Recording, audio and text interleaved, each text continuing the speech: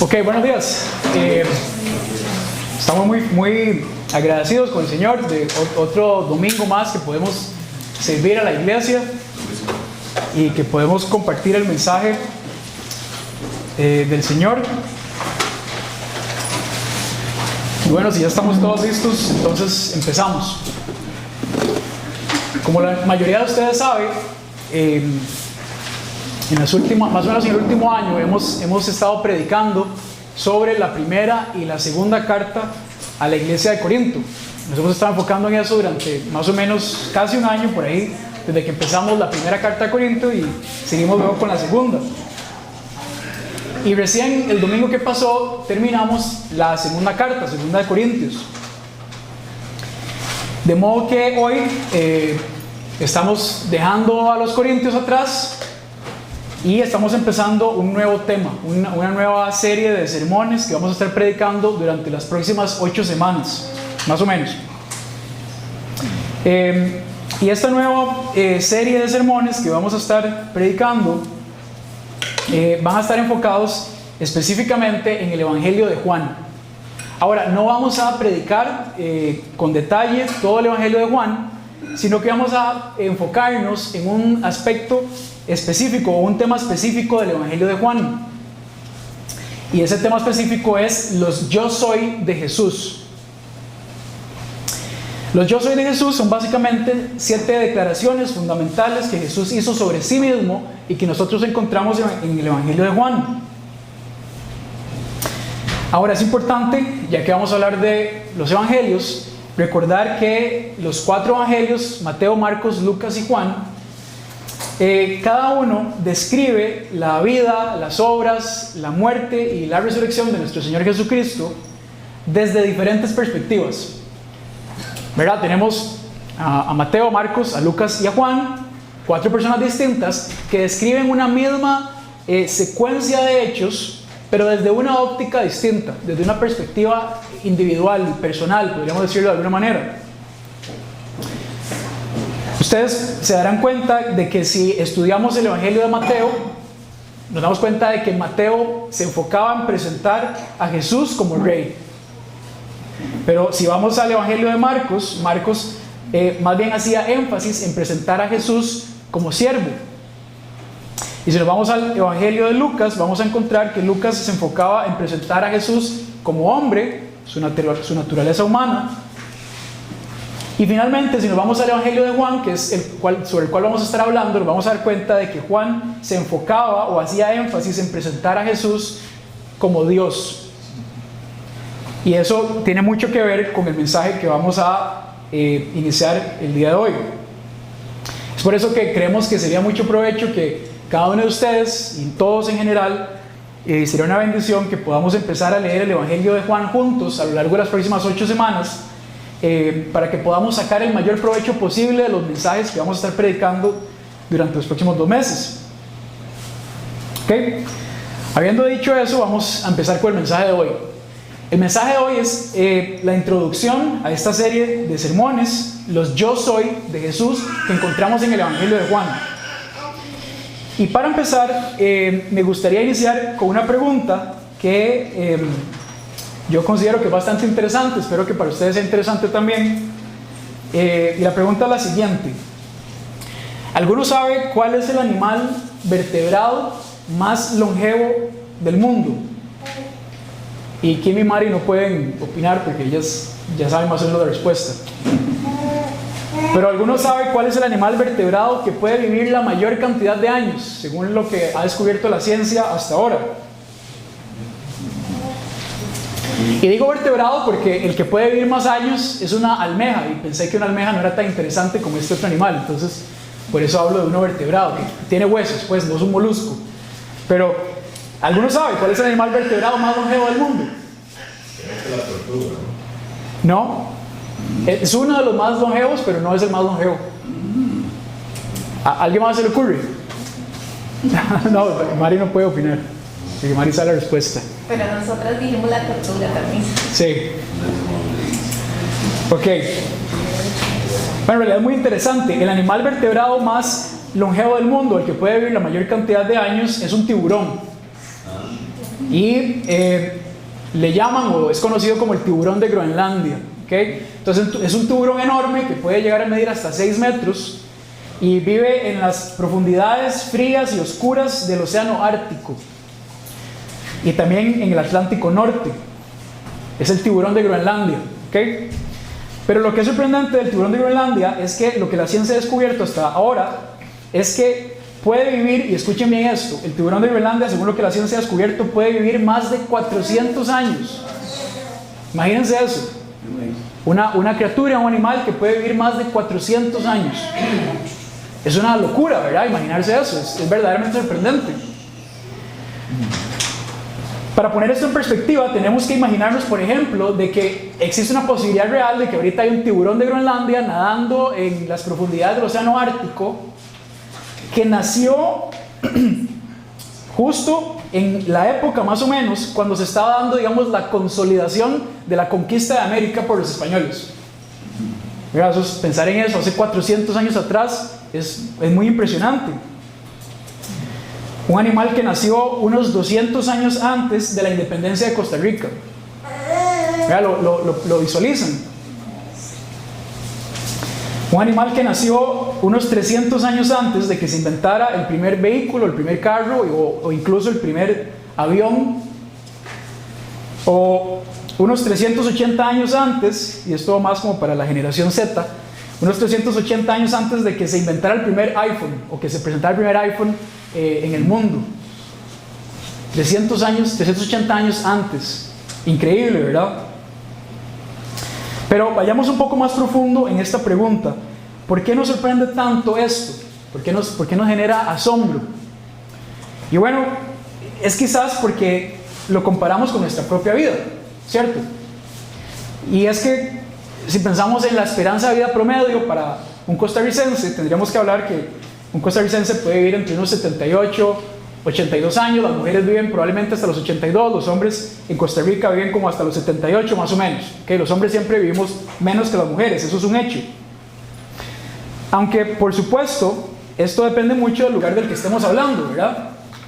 Porque si estuviéramos hablando de una persona de Nicoya, de la zona azul de Nicoya, estaríamos hablando de una esperanza de vida distinta, ¿sí o no? Sí. ¿Alguien sabe qué es la zona azul de Nicoya? ¿Verdad? Es uno de los 5 o 6 lugares en el mundo donde las personas pueden vivir hasta 100 años y es muy normal que las personas vivan más de 90 años. No sé si alguien ha escuchado sobre eso. Pero entonces, si estuviéramos hablando de un nicoyano de la zona azul, tendríamos que hablar no de unos 78, 80 años, estaríamos hablando de más de 90 años. Pero de igual manera, esto quiere decir que en comparación al tiburón de Groenlandia, habrían pasado unas 5 o 6 generaciones humanas completas durante toda la extensión de vida de esos 400 años del tiburón que estamos usando como ilustración para el mensaje de hoy. Y esto pone en perspectiva nuestro concepto del tiempo, por supuesto. Podríamos concluir que cuando mi tatarabuelo era un niño, ese tiburón ya tenía un par de siglos de estar nadando en las aguas del Ártico, y eso es muy loco pensar así, ¿cierto? Cuando lo ponemos en términos del tiempo, es muy impresionante. Pero seguramente ustedes se preguntan, bueno, ¿a dónde quiero llegar con toda esta historia del tiburón de Groenlandia? Es que no importa si estamos hablando de un tiburón de Groenlandia o de un nicoyano supercentenario de la zona azul, hay algo que los dos tienen en común, y es que su vida está contenida en un valor limitado de tiempo. Su vida está contenida en un valor limitado del tiempo. Ambos están atrapados en el flujo del tiempo, por así decirlo.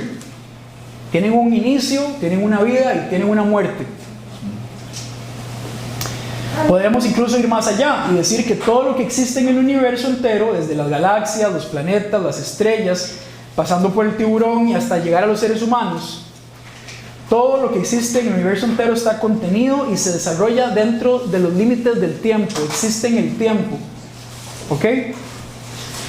Ahora bien, si todo lo que existe en el universo está contenido en el tiempo, esto quiere decir que todo tuvo un origen específico, ¿cierto? Si hay algo que existe en el tiempo, tiene que haber un momento en el tiempo en el que empezó, en el que tuvo un inicio, un comienzo, tuvo un origen. En otras palabras, todo lo que existe tuvo una causa anterior que le dio inicio. todos acá tuvimos un origen determinado. ¿Okay? Digamos, pensando específicamente en el caso de mi origen, bueno, mi origen fue más o menos unos 9 meses antes del 6 de agosto de 1990. ¿Verdad? ¿Sí me entienden? Ese fue mi origen. ¿Okay? Y justamente por eso los cristianos estamos en contra del aborto, porque entendemos que la vida inicia en el momento mismo de la concepción. Pero es otro tema, no vamos a enfocarnos en eso. Y cada uno de ustedes podrá identificar su origen, ¿verdad? ¿Cuál fue el inicio de su vida? Y pensar que hubo una causa previa para que se diera ese origen, ¿cierto? Siguiendo ese mismo ejemplo, hablando de mi historia, puedo pensar en la causa que le dio origen a mi vida. Y más o menos la causa que le dio origen a mi vida, yo más o menos conozco la historia y puedo contarla, digamos, en resumen. Pero simplemente una muchachita extrovertida del campo de Pérez Celedón, que se llama Leda, se fue a vivir a la ciudad y ahí conoció a un muchachito un poco introvertido y muy peculiar, que se llama Martín. Se enamoraron y se casaron en los años 70 y unos 12 años después aparecí yo. ¿Sí me explico? Esa fue la causa que dio origen a mi vida. ¿Okay? Y cada uno de ustedes podrá pensar cuál fue la causa que le dio origen a su vida, a su existencia. Y entonces podríamos pensar en una secuencia de hechos, ¿cierto? Podría pensar qué fue lo que le dio causa a mi papá, o cuál fue la causa que le dio origen a mi papá, y la causa que le dio origen al papá de mi papá, o sea, a mi abuelo, y cuál fue la causa que le dio origen a mi bisabuelo, etc. Y podemos irnos ahí tan lejos como nos permita la historia que tengamos, el registro histórico que tengamos. De modo que hemos conversado sobre 3 cuestiones fundamentales.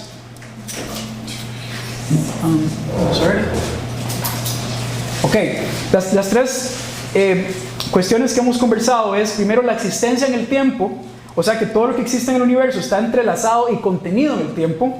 Y si algo existe en el tiempo, quiere decir que tuvo un origen. Entonces estamos hablando del origen, y el origen es todo lo que existe en el universo. Perdón, el origen dice lo siguiente, que todo lo que existe en el universo mismo tuvo un origen. Y cuando hablamos de origen, hablamos de su punto de inicio. Básicamente responde a la pregunta de cuándo fue que comenzó algo dentro del tiempo. Eso es lo que responde el concepto de origen. Pero también estamos hablando de una causa, que dice que todo lo que tuvo un origen en el tiempo tuvo una causa que lo produjo. Básicamente responde a la pregunta de cuál fue el motivo o la razón por la cual algo ocurrió o tuvo un origen en el tiempo. Esa es la causa. Entonces, 3 conceptos: la existencia en el tiempo, el origen y la causa. Y así llegamos a una pregunta importante, y quizás una de las preguntas que más veces se ha hecho a la humanidad en la historia. Y la pregunta es la siguiente: ¿por qué existe algo en vez de nada? Porque, cierto, tenemos certeza de que existe algo. Nosotros existimos, existe el sol, existe el océano, existe el planeta. Tenemos certeza de que algo existe, pero ¿por qué existe algo en vez de nada? ¿Cómo es que existe algo en vez de nada? Siguiendo lo que acabamos de establecer, si algo existe en este momento, hoy, es porque tuvo una causa que le dio origen, ¿cierto? De otra forma no podría existir. Tiene que haber una causa que precedió lo que existe hoy, o que dio origen a lo que existe hoy. ¿Por qué? Porque, y les hago la pregunta, ¿podría la nada dar origen a algo? Definitivamente no. Es una respuesta lógica. ¿Qué puede salir de la nada? Nada. Esa es la respuesta. De la nada, nada surge. Y esto fue lo que pensaron los teólogos hace muchísimos años, cuando estaban pensando en el origen del universo. De la nada, nada surge. Algo no puede surgir sin causa ni fundamento. De modo que si seguimos la cadena de causas hacia el pasado y nos regresamos en el tiempo hasta el origen del universo mismo, el instante en que el universo tuvo su comienzo, en ese punto de origen, deberíamos encontrar una causa que le dio origen a todo lo que conocemos. Y no podemos concluir que la nada dio origen al universo, porque justamente la nada es eso, nada. ¿Ok? ¿Cómo vamos hasta ahí? Es un poco ahí filosófico tal vez, pero vamos llegando al punto donde quisiera llegar.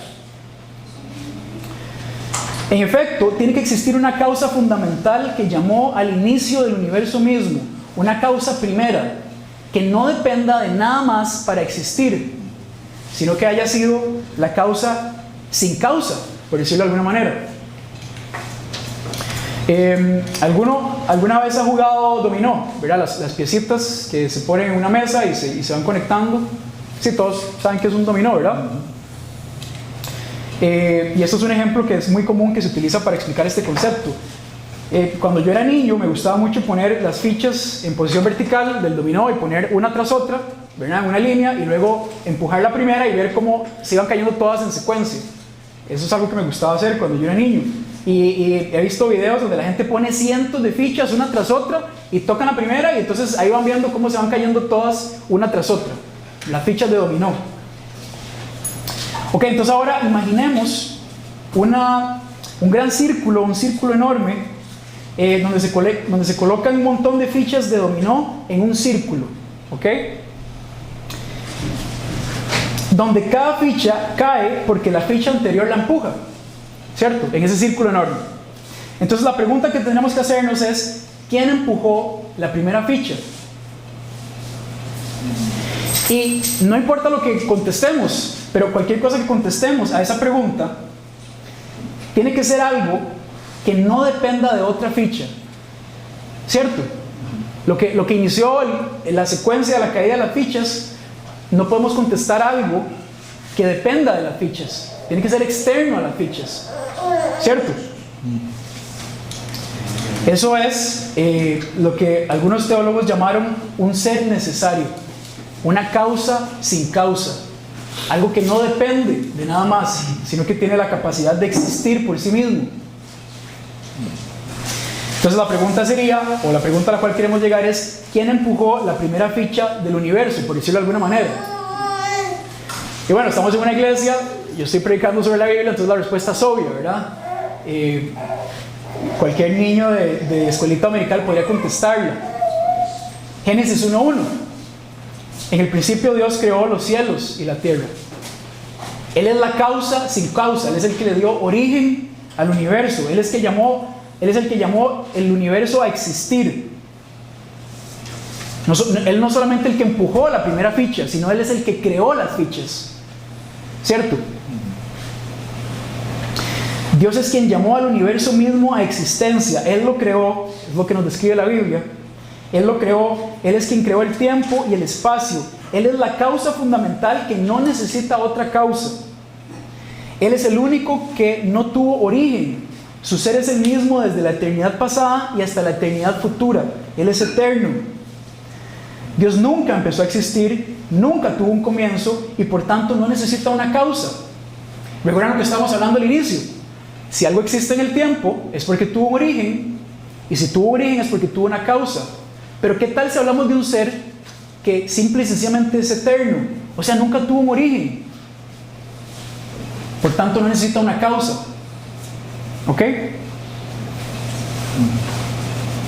Él es el mismo por los siglos de los siglos. Él es el fundamento último de toda la existencia. Él simplemente es. Es un concepto que encontramos en teología que dice que Dios es simple. Él es. No hay nada más que decir. Vamos a irnos profundizando en esto. Cuando nosotros adoramos a Dios aquí en la iglesia, lo adoramos, ahora que estamos cantando, lo adoramos muy probablemente por las cosas que Él ha hecho por nosotros, ¿verdad? Por mostrarnos su amor y su salvación y su gracia. Pero tenemos que adorarlo simplemente por quien Él es, por ser el Dios santo, autoexistente, eterno, que le dio origen al universo, simplemente por quien Él es. Vamos a irnos a Éxodo en el capítulo 3, en el versículo 13. Este es el famoso episodio de Moisés y la zarza ardiendo. ¿Alguien recuerda la historia de Moisés y la zarza ardiendo? ¿Verdad? La zarza estaba ardiendo, pero no se consumía, no se quemaba. Para que exista fuego se necesita un material combustible. Si yo enciendo una fogata, ustedes se dan cuenta que está el fuego ahí, está quemando el material combustible, la madera o lo que sea que utilice para la fogata, y eventualmente ese material combustible desaparece y se acaba el fuego. Pero ¿por qué la zarza seguía ardiendo y no se consumía? Bueno, justamente porque el fuego no necesitaba de nada más para existir, porque era el fuego mismo de la presencia de Dios. Y eso es lo que vamos a describir hoy un poquito. Nos vamos a Éxodo capítulo 3, versículo 13. Entonces esta es la interacción que Dios está teniendo con Moisés y le está explicando sobre sobre su plan de sacar a los israelitas de la esclavitud de los egipcios, cuando estaban siendo esclavos en Egipto. Éxodo 3:13. Entonces Moisés dijo a Dios: si voy a los israelitas y les digo, el Dios de sus padres me ha enviado a ustedes, tal vez me digan, ¿cuál es su nombre? Moisés estaba preocupado por cuál era el nombre de Dios. ¿Qué le iba a decir él a los israelitas cuando le preguntaran sobre quién lo estaba enviando? ¿Qué le responderé?, pregunta Moisés en el versículo 13. Y dijo Dios a Moisés: yo soy el que soy. Y añadió: así dirás a los israelitas, yo soy, me ha enviado a ustedes. Y no lo tenemos aquí, pero si continúan en el versículo 15 dice: dijo además Dios a Moisés: así dirás a los israelitas, el Señor, el Dios de sus padres, el Dios de Abraham, el Dios de Isaac y el Dios de Jacob, me ha enviado a ustedes. Este es mi nombre para siempre, y con él se hará memoria de mi generación, de generación en generación. Lo que encontramos aquí en Éxodo capítulo 13, versículo 13, es la primera vez en la Biblia en que Dios está revelando su nombre a la humanidad. Se lo está revelando a Moisés, que ha registrado en las Escrituras, y por tanto se lo está revelando a la humanidad entera. Dios está revelando su nombre por primera vez: yo soy. En el hebreo original, este nombre personal de Dios es Yahweh, que significa básicamente Él es o Él será. Entonces, cuando Dios habla de sí mismo, Él dice: yo soy el que soy. Yo soy. Pero cuando los hebreos estaban hablando acerca de Él, ellos decían: Él es o Él será. Yahweh. Es el nombre más empleado en el Antiguo Testamento y en los textos originales, y lo representaban 4 letras, 4 consonantes. ¿Ok? Ahora, en ese entonces los hebreos tenían miedo de usar el nombre de Dios en vano. ¿Recuerdan uno de los mandamientos? No recuerdo exactamente cuál el número, pero no usarás el nombre de Dios en vano. ¿Alguien se acuerda exactamente qué número de mandamiento? Nadie. Ok. Pero todos los hebreos tenían miedo de usar el nombre de Dios en vano, y por tanto ellos evitaban decir Yahweh en voz alta. No lo decían, no lo pronunciaban, no pronunciaban el nombre de Dios. Entonces, en vez de decir Yahweh, ellos preferían utilizar el nombre Adonai, que significa Señor en hebreo, y es lo que tenemos ahí. Y entonces los antiguos escribas hebreos, cuando estaban escribiendo el nombre de Dios, empezaron a utilizar las consonantes. Estaban utilizando las consonantes de Yahweh, que era la Y, la H, la W y la H, y lo combinaban con las vocales de Adonai, la A, la O y la A. Entonces formaban una palabra construida por ellos, una palabra, digamos, artificial, construida por ellos, que era Yahowa o Yahweh, algo así, que es lo que vemos ahí. Entonces, cuando ellos leían esto, ellos no decían Yahowa, ellos simplemente se acordaban que tenían que decir Adonai para no pronunciar Yahweh en voz alta. Esto solo es un breve recuento del nombre de Dios. Y esa tradición siguió en los cristianos, y cuando los escribas cristianos estaban trasladando los escritos hebreos al griego y al arameo y los demás idiomas, siguieron la tradición de escribir Yahovah, sin saber que era una palabra artificial, y a partir de ahí derivó el nombre Jehová, que es el nombre con el que se conoce a Dios en el Antiguo Testamento. Es el nombre más utilizado para referirse a Él, Jehová. Ahora, eso solo es un breve resumen del nombre de Dios. Pero lo que importa acá, o lo que es importante el mensaje de hoy, es entender lo que el nombre personal de Dios, Yahweh, revela de sí mismo. ¿Qué estaba revelando Dios al mostrar su nombre a Moisés y por tanto revelarlo al resto de la humanidad? ¿Qué es lo que Él estaba mostrando de sí mismo? Este nombre, Yo Soy, apunta principalmente a dos atributos de Dios: su autoexistencia y su eternidad. Su autoexistencia describe que Dios no necesita nada ni de nadie para existir. Él existe por sí mismo. Su existencia no necesita una explicación externa. Él es quien Él es. Y por eso dijo de sí mismo: Yo soy el que soy. Si seguimos acá, en Hechos capítulo 17, 24 dice: el Dios que hizo el mundo y todas las cosas que en Él hay, siendo Señor del cielo y de la tierra, no habita en templos hechos por manos humanas, ni es honrado por manos de hombres, como si necesitase de algo. Él no necesita de nada, Él es autoexistente. Pues Él es quien da a todos vida y aliento y todas las cosas. Autoexistente, Él existe en sí mismo. Job capítulo 12, versículo 10 dice que en su mano está la vida de todo ser viviente y el aliento de todo ser humano. En su mano está la existencia del universo. Él es quien sostiene todo, no depende de nada más. Pero también su nombre, Yo Soy, revela otro de sus atributos, que es que Dios es eterno. Él es atemporal, Él existe fuera del tiempo. De hecho, Él fue el que creó el tiempo, Él fue el que creó el espacio-tiempo. No está limitado por el pasado, por el presente ni por el futuro. Su existencia es eterna y es constante.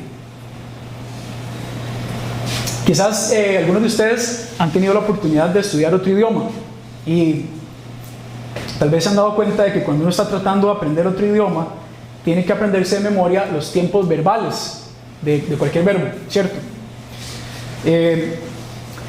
Entonces, cada verbo en cualquier idioma tiene una forma distinta de pronunciarse, dependiendo si estamos hablando en pasado, en presente o en futuro, ¿verdad? Si estamos hablando, por ejemplo, en español y estamos hablando del verbo ser, yo tendría que decir algo así. Si estoy hablando en pasado, tendría que decir algo así como yo era, ¿verdad?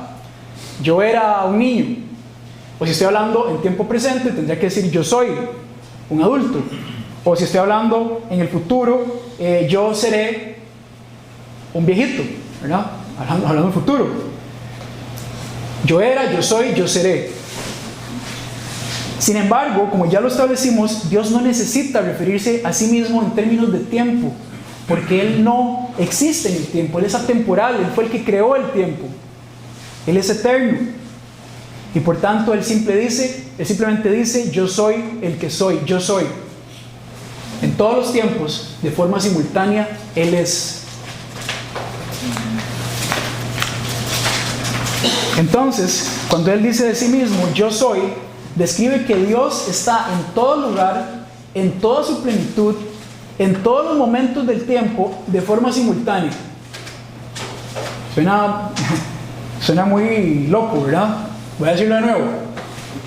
Todo Dios, todo Él, no solamente una partecita, no solamente su amor, no solamente su gracia por allá y su perdón por allá y por allá su ira, no. Todo Dios, todo Él, está en todo lugar, en todo el espacio, en toda su plenitud, en todos los momentos del tiempo y de forma simultánea. Eso es lo que describe su nombre cuando Él dice yo soy. Salmo 90, versículo 2. Antes que los montes fueran engendrados y naciera la tierra y el mundo, desde la eternidad y hasta la eternidad tú eres Dios. Aquí está haciendo referencia a la eternidad pasada y la eternidad futura, del único que no tiene ni principio ni fin, el único. Por eso cuando decimos que Dios es santo, estamos dándole una categoría distinta a cualquier otra cosa que podamos conocer o cualquier otro aspecto de la creación, porque Él es único, el único sin principio ni fin. Isaías capítulo 40, versículo 28 dice: ¿acaso no lo sabes? ¿Es que no lo has oído? El Dios eterno, el Señor, el creador de los confines de la tierra, no se fatiga ni se cansa, su entendimiento es inescrutable. El Dios eterno. ¿Ok? Ahora, es muy común en nuestra sociedad, y quizás todavía más común acá en Nosara, escuchar a la gente referirse a Dios, si es que lo hacen, si es que alguien se refiere a Dios, como una especie de poder místico, trascendente, que está ahí flotando, ¿verdad? Es una fuerza superior, es una energía vital que está ahí flotando en el ambiente y que dirige las cosas. Se refieren a Dios como si fuera algo impersonal. Eso es muy común, no sé si ustedes lo han escuchado. Esa fuerza superior, totalmente impersonal. Pero lo que la Biblia nos describe sobre Dios es que Él es un ser personal y relacional. Y de hecho nos da su nombre. Ya lo vimos, Yahweh. La Biblia nos describe que es un ser que puede escucharnos, que puede hablarnos, que quiere revelarse a nosotros, que puede juzgarnos, que puede condenarnos y que también puede salvarnos. Es un ser personal y relacional. No es una fuerza mística. ¿Ok? Entonces la pregunta, después de haber mencionado esto, sería entonces: ¿cómo podemos conocer al Dios creador del universo, atemporal, autoexistente, inmutable, omnipresente? ¿Cómo podemos conocer a Yahweh? Es la pregunta que entonces tendremos que hacernos, porque si pensamos en este ser superior, autoexistente, omnipresente, eterno, suena como algo lejano, ¿verdad? Suena como algo... Nosotros somos unas criaturitas aquí en el planeta Tierra. ¿Cómo vamos a conocer al Dios creador del universo que sostiene todas las cosas? ¿Cómo hacemos? Esa es la pregunta que deberíamos hacernos. Y como les dije, nos vamos a estar enfocando en el Evangelio de Juan, y hoy vamos a leer Juan capítulo 8, empezando en el versículo 31. Entonces, si ustedes tienen sus Biblias, sería buenísimo que las tengan ahí preparadas. Y si no tienen Biblia, creo que hay Biblias ahí atrás, porque vamos a ir leyendo, y es una lectura un poquitito extensa y no la puse toda aquí porque era mucha. Entonces voy a ir leyendo para ustedes y lo vamos a ir escribiendo. Juan, el Evangelio de Juan, capítulo 8, empezando en el versículo 31. Lo que va a describir esta conversación es una interacción que estaba teniendo Jesús con los judíos. Y entonces Jesús le estaba diciendo una verdad a los judíos le respondían a Jesús, y había una interacción que van a darse cuenta ustedes que se va poniendo cada vez más tensa. La conversación cada vez va subiendo de intensidad hasta que alcanza un punto máximo, y ya lo vamos a ver. Juan capítulo 8 versículo 31 dice: entonces Jesús decía a los judíos que habían creído en Él: si ustedes permanecen en mi palabra, verdaderamente son mis discípulos, y conocerán la verdad, y la verdad los hará libres. Ya solamente de entrada encontramos una verdad fundamental. Jesús está condicionando el ser un verdadero discípulo a permanecer en su palabra. El verdadero discípulo es aquel que permanece en la palabra del Señor, que permanece constante y persevera en la palabra de Dios, no en sus fuerzas, sino que el Señor es el que lo ayuda a perseverar. Ese es el verdadero discípulo. Y en esto se llega a conocer la verdad que nos hace libres del pecado y de la condenación. Eso es lo que está haciendo referencia a Jesús cuando estaba diciendo: conocerán la verdad y la verdad los hará libres. Ahora veamos lo que los judíos le contestaron a Jesús después de esta afirmación. Versículo 33, ellos le contestaron: somos descendientes de Abraham y nunca hemos sido esclavos de nadie. ¿Cómo dices tú serán libres? Básicamente le están preguntando a Jesús: ¿de qué está hablando usted? Yo no soy esclavo de nadie. no soy esclavo ni de los romanos, ni de los persas, ni de los babilonios. Yo soy aquí libre, yo soy un hijo de Abraham. ¿De qué me va a hacer libre si yo no soy ningún esclavo? Ellos no están entendiendo el sentido espiritual de lo que Jesús estaba tratando de decir, ¿cierto? Y además de eso, ¿por qué creen que los judíos están mencionando a Abraham? Recordemos que Abraham fue el que recibió la promesa de Dios de que de su descendencia iba a venir la simiente que iba a bendecir a todas las naciones. ¿Quién es esa simiente? Cristo, quien iba a traer salvación a todas las naciones. Entonces los judíos están diciendo, no, son toque, yo soy un descendiente de Abraham. Usted me va a decir a mí que yo soy un esclavo. Los judíos pensaban que por haber nacido como descendientes de Abraham ya estaban incluidos en el reino de Dios. Básicamente consideraban que una descendencia biológica les garantizaba su entrada a la vida eterna. Eso es lo que ellos creían. Algo que seguramente nos ha pasado a muchos de nosotros. Alguien puede decir, bueno, yo nací en una familia cristiana, mi papá es cristiano, mi mamá es cristiana, y toda la vida oramos antes de desayunar, y yo carajillo iba a la iglesia y todo.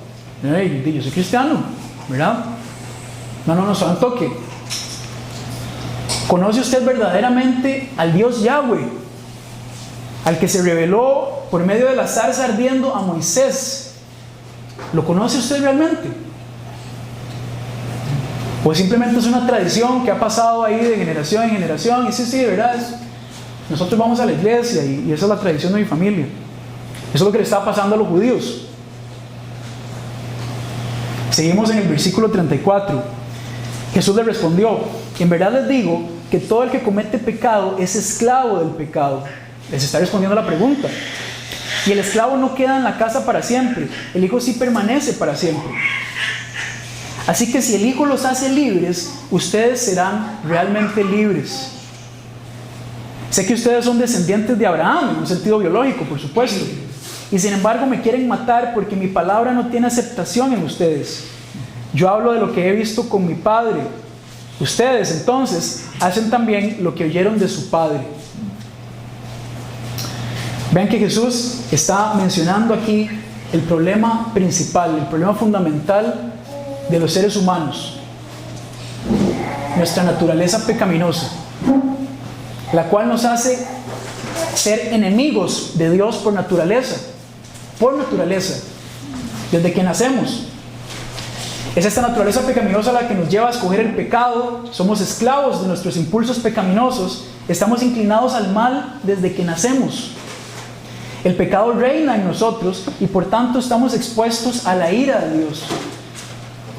Esta es la realidad terrible y dolorosa que Jesús le está presentando a los judíos. Ahora, imagínense ustedes unos judíos que están diciendo, suave, ¿qué me está diciendo usted a mí? Básicamente Jesús les está tirando una bomba atómica, ¿verdad?, a los judíos. Pero eso es lo que nos enseña la Biblia. La única forma en que podemos salir de ahí es si Dios nos hace libres. Y eso es lo que dice Jesús acá en el versículo 36. Así que si el Hijo los hace libres, ustedes serán realmente libres. Ahora vean que además de eso Jesús habla de dos padres. Por un lado dice, en el versículo 37 dice, sé que ustedes son descendientes de Abraham y sin embargo me quieren matar porque mi palabra no tiene aceptación en ustedes. Yo hablo de lo que he visto con mi Padre. Y si ustedes ven ahí en su Biblia, cuando Jesús habla de mi Padre, Padre está escrito con mayúscula.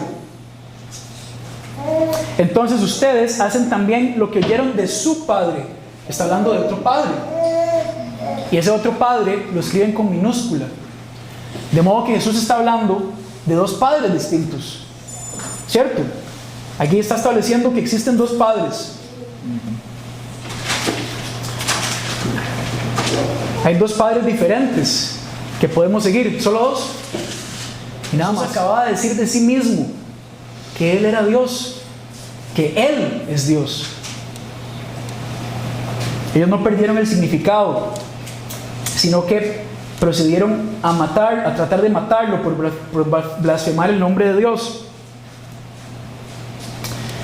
Lo que ellos no entendieron era que estaban en la presencia misma de Dios Hijo, Jesús. Y es en esto en lo que nos vamos a enfocar durante las próximas 8 semanas, a hablar de esos yo soy que Jesús mencionó acerca de sí mismo.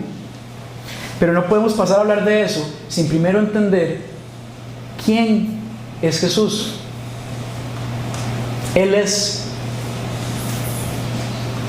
el único Dios trino que vino al mundo tomando forma de hombre para vivir entre nosotros, de modo que todo aquel que en Él crea no se pierda, sino que tenga vida eterna.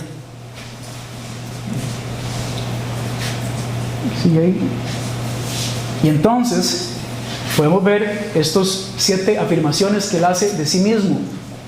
Habiendo entendido esto, esta relación de el yo soy, podemos ver estas 7 afirmaciones que Él hizo de sí mismo, que encontramos en el Evangelio de Juan.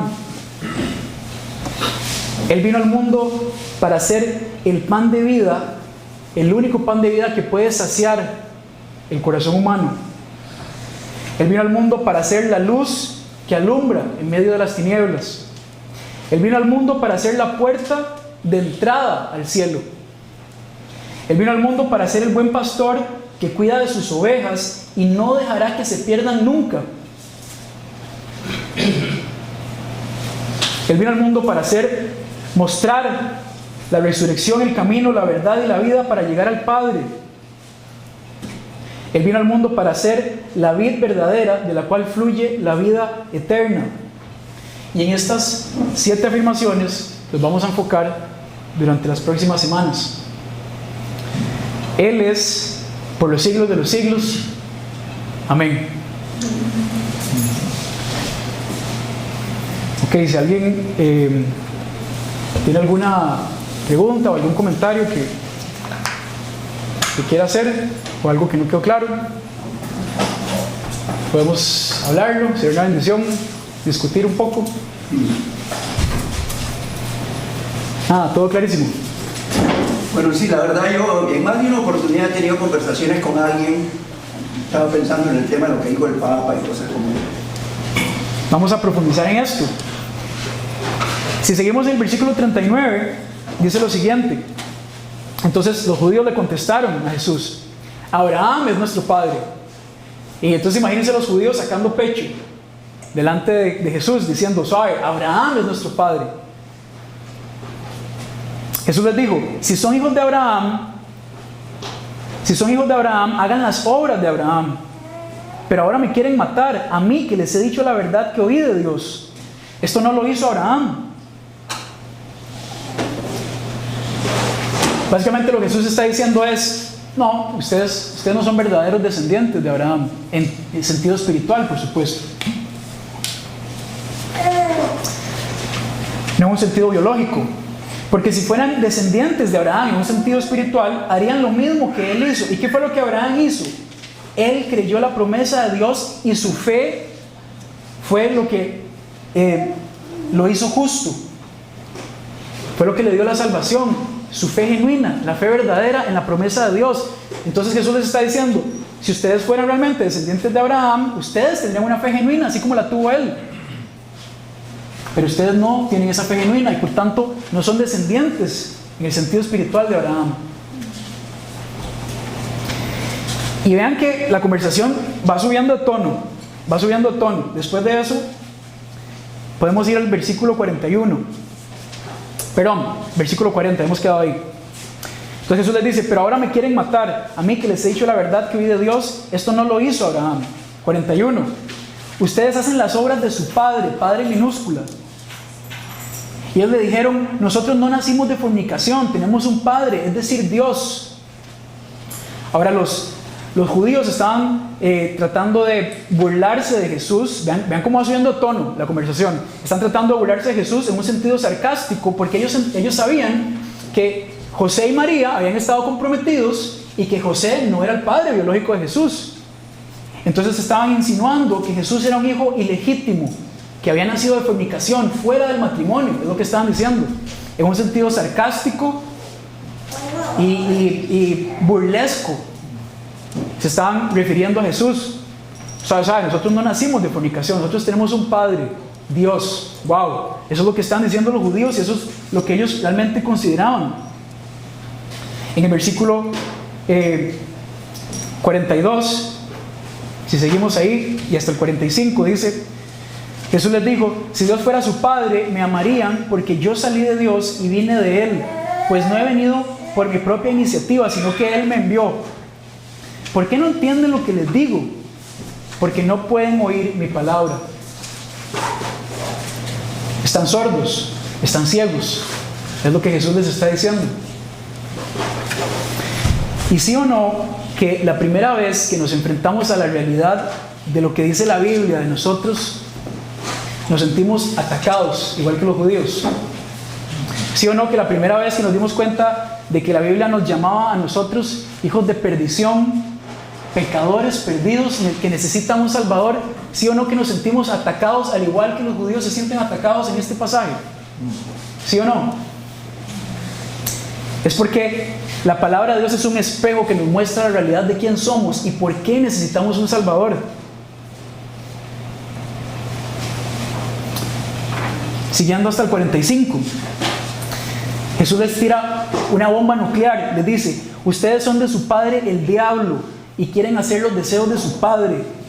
Él fue un asesino desde el principio y no se ha mantenido en la verdad porque no hay verdad en él. Cuando habla mentira, habla de su propia naturaleza, porque es mentiroso y el padre de toda mentira.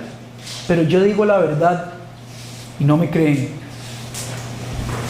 Jesús los está llamando hijos de Satanás, hijos del diablo. Uf, suena pesado, ¿verdad? Lo que Jesús le estaba diciendo a los judíos. La Biblia nos enseña que los seres humanos somos por naturaleza hijos del maligno. Por naturaleza somos hijos de Satanás. Eso es lo que la Biblia describe de los seres humanos. No hace mucho tiempo escuché decir al Papa, y yo creo que fue el Papa Francisco cuando estaba vivo, obviamente, decir que todos los seres humanos somos hijos de Dios. Todos somos hijos de Dios. Eso fue lo que escuché decir al Papa un día. Una tremenda mentira. A la luz de lo que dicen las Escrituras, eso es una tremenda mentira que está llevando a las personas a la condenación. Los seres humanos somos por naturaleza hijos de perdición. Veamos lo que dice Romanos capítulo 3 versículo 11. Romanos capítulo 3 versículo 11, hablando sobre la naturaleza caída de todos los seres humanos. Dice: no hay quien entienda, no hay quien busque a Dios. Todos se han desviado, todos. Y cuando dice todos, se está refiriendo a toda la raza humana. A unas se hicieron inútiles. Y seamos un poquito más abajo, en el versículo 18 dice: no hay quien haga lo bueno. No hay temor de Dios delante de sus ojos. No hay uno solo que haga lo bueno. Y no hay temor delante de Dios delante de sus ojos. Todos se han desviado. Entonces, nunca podríamos decir que somos por naturaleza hijos de Dios. Nunca podríamos hacer esa afirmación con respecto a lo que la Biblia describe de los seres humanos. Pero entonces, ¿cómo es que conocemos a este Dios verdadero y pasamos a ser llamados sus hijos, los hijos de Dios? Es a través de la adopción. No somos hijos biológicos por naturaleza de Dios. Es porque Él nos adopta a través de la obra de Cristo en la cruz. Y es así, y solamente así, como podemos ser llamados los hijos de Dios. Solamente a través de la adopción por medio de la obra de Cristo. Después de eso podemos continuar con el versículo 46 y vamos a ir hasta el 47. Dice: ¿quién de ustedes me prueba que tengo pecado? Este es Jesús hablando a los judíos. O un toque. ¿Alguno de ustedes puede probar que yo tengo pecado alguno? ¿Quién podría atreverse a decir algo así? Ciertamente nadie, ningún ser humano podría decir: ok, pruébeme que yo tengo pecado alguno, pruébeme. Ningún ser humano podría decir eso. Solo Jesús El Cordero sin mancha podría decir eso. ¿Quién de ustedes me prueba que tengo pecado? Y si digo verdad. Y si digo verdad, ¿por qué ustedes no me creen? El que es de Dios, ojo, el que es de Dios escucha las palabras de Dios. Por eso ustedes no escuchan, porque no son de Dios. Vean que todo lo que Jesús le estaba mencionando a los judíos, ellos no lo podían entender, estaban sordos y ciegos, no podían ver las realidades espirituales que Él les estaba mostrando en ese momento. El que es de Dios escucha las palabras de Dios. Por eso ustedes no escuchan, porque no son de Dios. Entonces yo les hago la pregunta: ¿puede un muerto, un cadáver, escuchar algo? No, por supuesto que no. Un muerto, un cadáver no puede escuchar.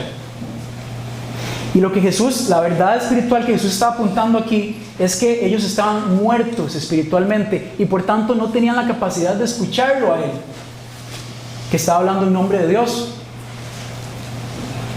¿Recuerdan la conversación que tuvo Jesús con Nicodemo en Juan capítulo 3, donde le está explicando que para entrar al reino de los cielos hay que nacer de nuevo? Lo que Jesús está haciendo referencia es que todos los seres humanos nacemos muertos espiritualmente y por tanto necesitamos nacer de nuevo para poder entrar al reino de los cielos. Necesitamos que Dios nos dé vida y nos llame de la muerte eterna a la vida eterna. Y es ahí y solamente ahí cuando podemos entonces escucharlo. Entonces la pregunta es: ¿estamos escuchando a Dios? ¿Lo estamos escuchando?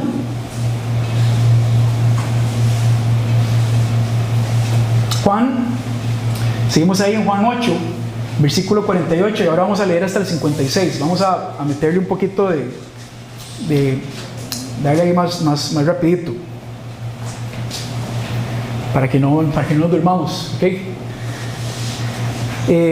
Versículo 48 dice: los judíos le contestaron, después de que Jesús les dice esto, le contestaron: ¿no decimos con razón que tú eres samaritano y que tienes un demonio?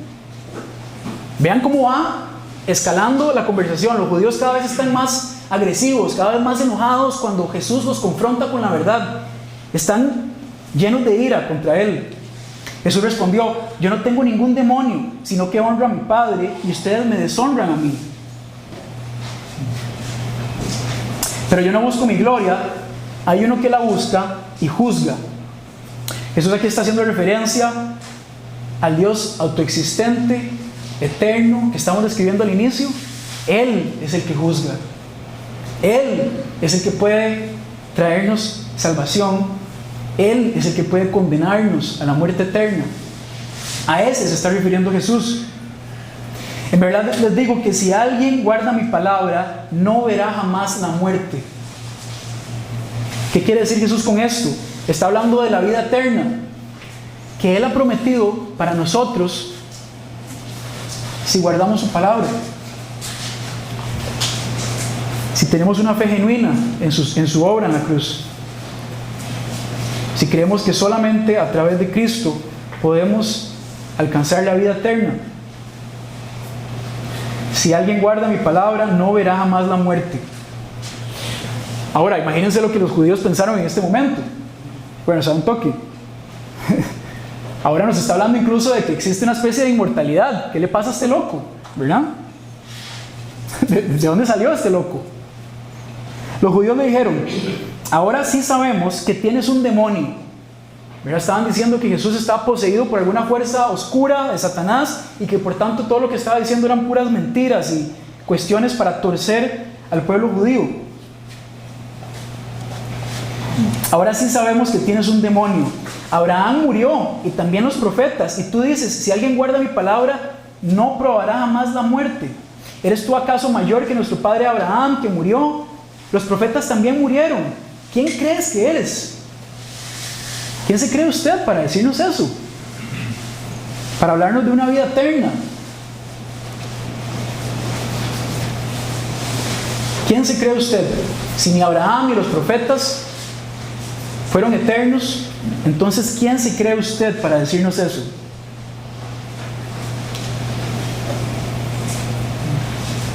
¿Será que está insinuando que es Dios? Vamos a verlo. Jesús respondió: si yo mismo me glorifico, mi gloria no es nada. Es mi Padre el que me glorifica, de quien ustedes dicen, Él es nuestro Dios. Ustedes no lo han conocido, pero yo lo conozco, y si digo que lo conozco, y si digo que no lo conozco, seré un mentiroso como ustedes. Pero sí lo conozco y guardo su palabra. Abraham, el padre de ustedes, se regocijó esperando ver mi día, y lo vio y se alegró.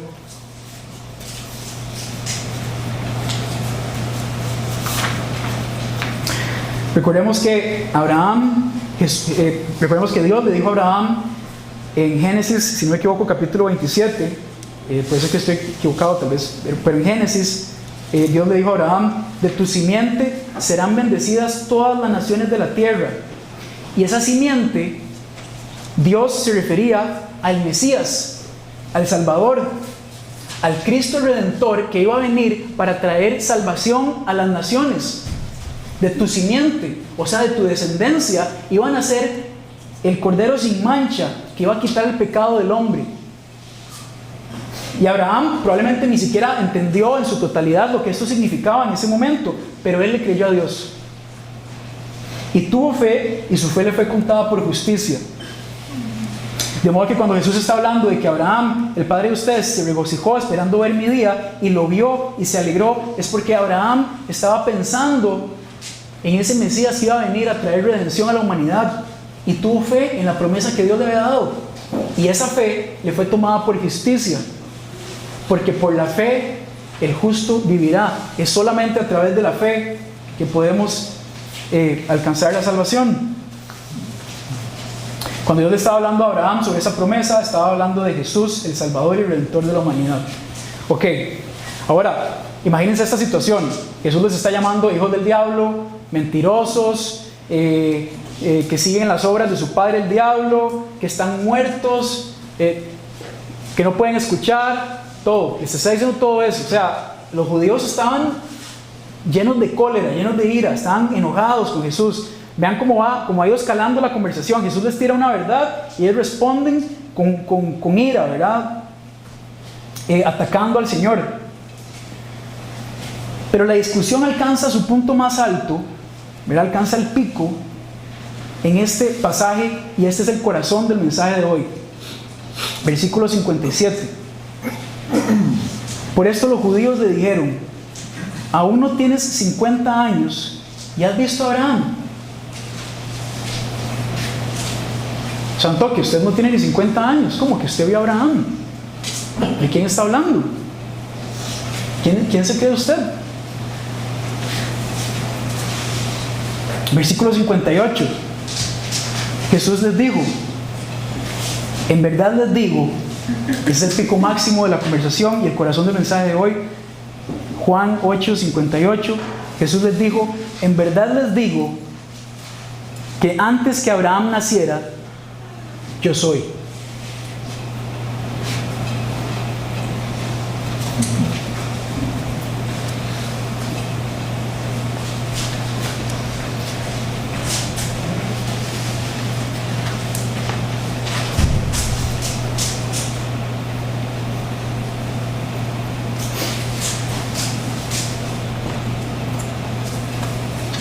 Perdón.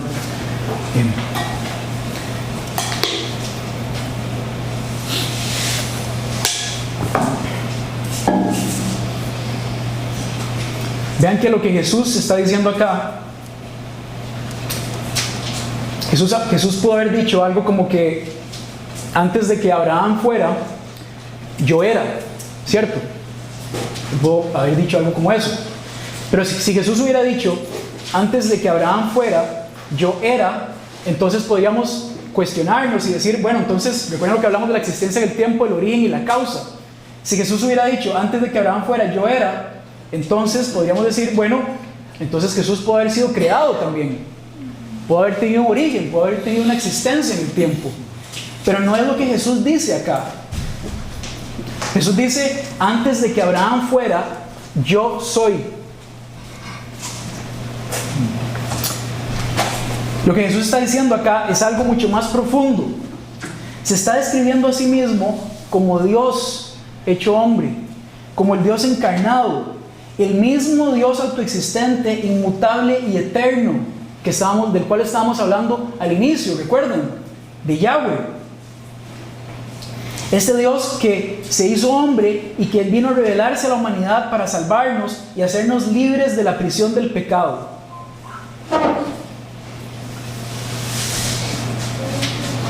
La frase que Jesús utilizó acá en el griego, y nada más menciono esto porque es en esta frase específica en la que nos vamos a enfocar durante las próximas 8 semanas, la frase original en el griego original es ego eimi. Ego, que significa yo, y eimi, que significa soy o ser. Básicamente Jesús le está diciendo a Abraham, Jesús le está diciendo a los judíos, antes de que Abraham naciera, ego eimi, yo soy. Y esta expresión conecta con la misma expresión que Dios hizo de sí mismo en Éxodo capítulo 3, versículo 13, que vimos al principio, cuando Dios dijo, yo soy el que soy. Yo soy. Es la declaración, o una de las declaraciones más dramáticas de la divinidad de Jesús. Se está poniendo al mismo nivel del ser autoexistente, eterno, inmutable de Yahweh, de Dios. Y veamos el versículo 59. Entonces dice que los judíos tomaron piedras para matarlo.